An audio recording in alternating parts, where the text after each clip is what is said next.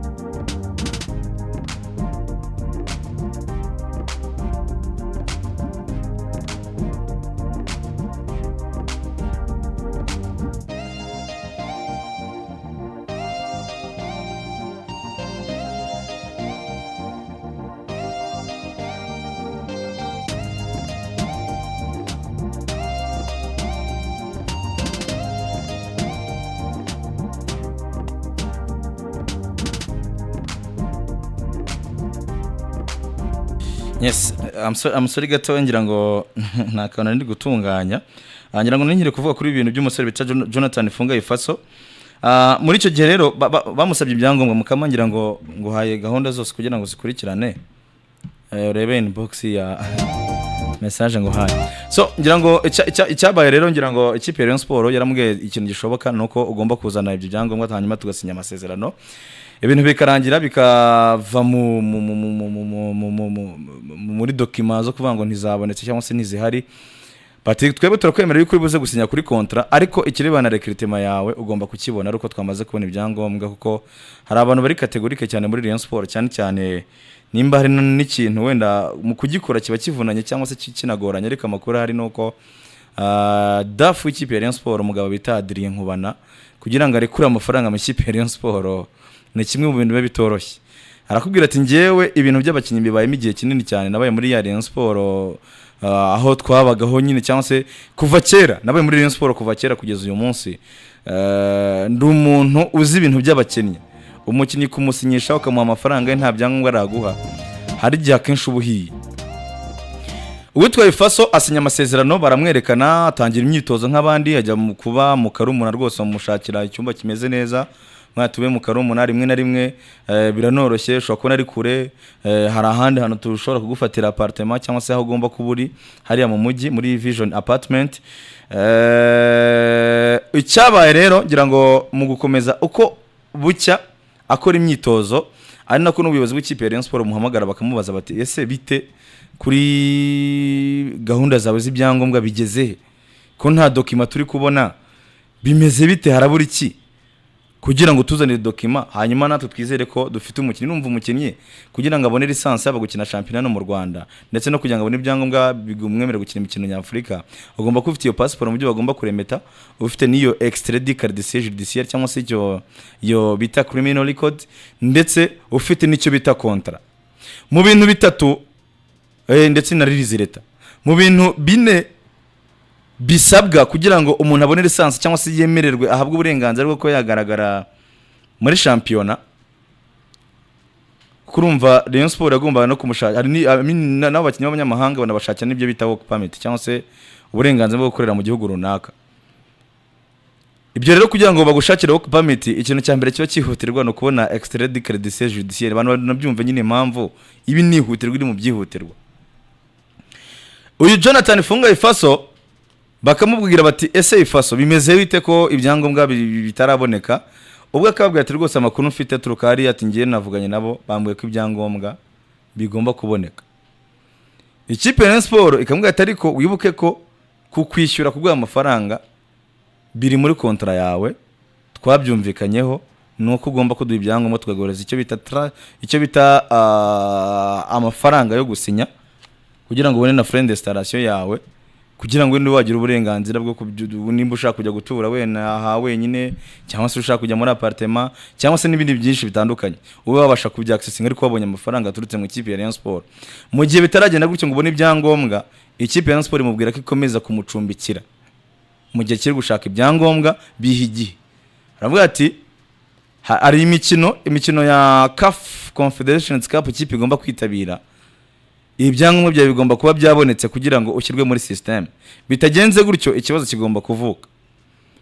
Hanyuma baramubwira bati kandi shampiyona mu Rwanda iri kugenda yegereza, iminsi yo kuregistaringa abakinnyi kugenda igana ku musozo, isoko ry'igura n'igurisha rizafungwa hafi mbere yuko shampiyona itangira ku itariki 18. Twageze mu matariki 2 amatariki 3 y'ukwezi kwa 8 asigaye iminsi 15 kugira ngo ibintu babe abantu bateretse akadomo. Bati dushobora gushiduka ukinye nka phase retour kubera ibintu byo gukomeza guprocessing ibintu by'ibyangombwa byawe kandi twarabyumvikanye twarabivuganye. Binakubitana yuko umusore bita Ifunga Ifaso ari umuntu waje mu myitozo, abantu nyine babona yuko nyine umupira arawuzi yarawukinnye, ni umusore w'umuhanga uzi gukina. Urumva ni umusore w'umuhanga uzi gukina ushobora kuba yagira byinshi cyane wenda ashobora kuba yafasha, ariko ikirebana na fitness donc kuba ari fit biragoye, birasaba ko ari buze kwiruka abantu bategereza igihe kinini cyane. Ikipe ya Sport avuga ati reka dutegereze twe ntacyo byo twaramutse abonye ibyangombwa, kuko wenda abantu bigaragara ko ashobora kuzagira icyo afasha Rayon Sport mu minsi iri imbere wenda kubera talafite, ariko kazamo n'akantu k'umushahara n'amafaranga anahembwa n'ukuntu yaba atagiye kutatanga umusaruro ku buryo buri direct bisa nkaho ari kujya kumucura ari kumukora bundi bushya kugira ngo ngire kuba wa Jonathan Funga Ifaso abantu bagiye babona mu minsi yatambutse. Baravuga bati twebwe rero biroroshye aho bigeze amafaranga ni na menshi, umutoza ari gusa nk'ugira complain kuri we ati icyaba cyiza twebwe reka tumuhamagare tuganire nawe tube clear kuri we tumubaze igihe ibyangombwa bye bishobora kuba byabonekera atubwize ukuri. Ku munsi ngira ngo wo ku itariki ya mbere umunsi wabanjirije wejo, munsi ni kwa kanubwo ni ku munsi wo kwa kabiri,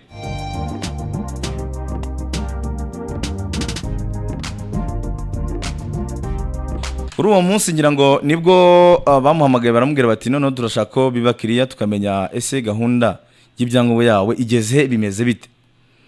Amakuru ahari avuga yuko yabaye kuri cyangwa se yabaye honnête, arababwira ati kubona ibyangombwa biragoye, ati muri iyi minsi none kubona na passport muri Congo ni ibibazo, wenda ari nka laissez-passer ça va cyangwa se wenda nk'izo za CPG birashoboka, ariko kubona passport ni ibibazo, ati no kubona byonyine na extrait de crédit judiciaire cyangwa se criminal record hari ukuntu nabyo byananiranye, ati ndi kubona ari ibintu bishobora gufata ukundi kwezi, ati munyihanganiye rwose mu kwezi kumwe ibyo bintu byawe bibonetse. Ikipe ya Rayon Sport avuga bati uyu muntu ugiye gushaka ibyangombwa umaze igihe kingana n'iminsi 16 17, ati nibyo yaduhaye isomo, yarafite case isa n'umusore bita Richard Kilombozi umusore wasinyiye ikipe yitwa Kiyovu Sport, nawe yaduhaye document dutekereza witwa Jonathan Funga Ifaso ukuntu biri kumugora kugira ngo abone ibyangombwa n'ubu atarabibona. Baravuga batereka two gufata risk ku bakinyi babiri kandi twarafashe risk ku mukinyi wa mbere, nubwo we yanatwemereye yuko twaba turetse kwishyura tukazamuha amafaranga yiwe twumvikanye ari uko twamaze kubona ibyangombwa. Donc umukinyi si ikintu si umuntu uri physique uri mu myitozo, ahubwo umukinyi ni uwo muntu uri physique ariko ufite n'ibyangombwa bimwemerera kuzaba atereka umukono ku masezerano cyangwa se kuzaba akina. Rayon Sport bisa nkaho mu buyobozi hagati yabo ubwabo bubwicaye bafata umwanzuro bavuga bati kigaragara cyo gishoboka nuko uyu muntu turi buze gutandukana, nibyo kubyakina ari umuntu ufite ibyangombwa wenda dushobora ko twabyihangana tugategereza igihe azabera fit bigaragara ko abanamutse abaye fit yaba umukinnyi mwiza ariko nimba hajemo n'ikintu cy'ibyangombwa cyangwa ari nabyo binakomeye cyane nimba kuko umuregistaringa nk'umukinnyi wacu byatugora mu buryo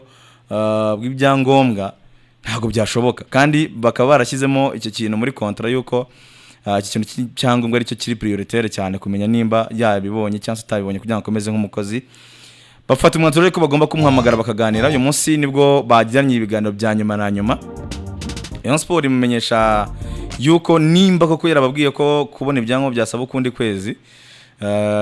kandi bakabona biri kubabarisha nabi bari kwitegura shampiyona, umuntu ntibazi ko azakina shampiyona, ntibazi ko azakina imikino ya Confederation Cup kuri iki kibazo cy'ibyangombwa. Baravuga bati rero icyaba cyiza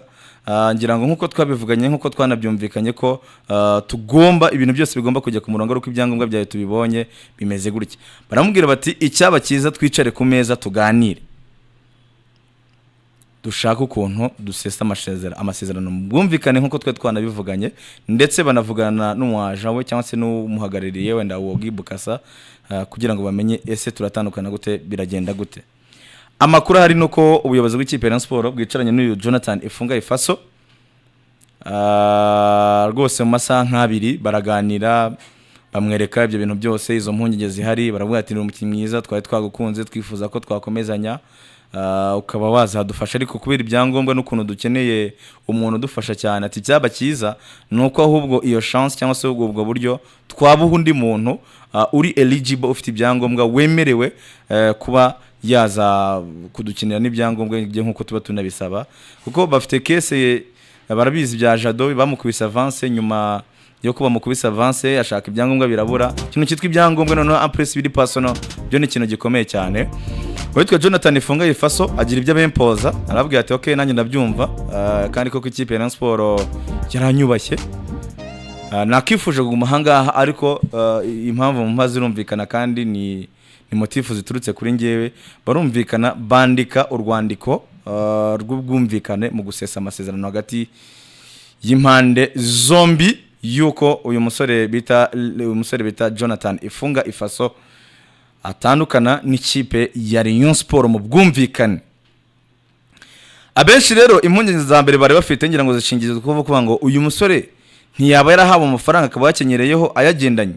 Amakuru rwose hari nuko ikipe Rayon Sport biciye umugabo bita Adrien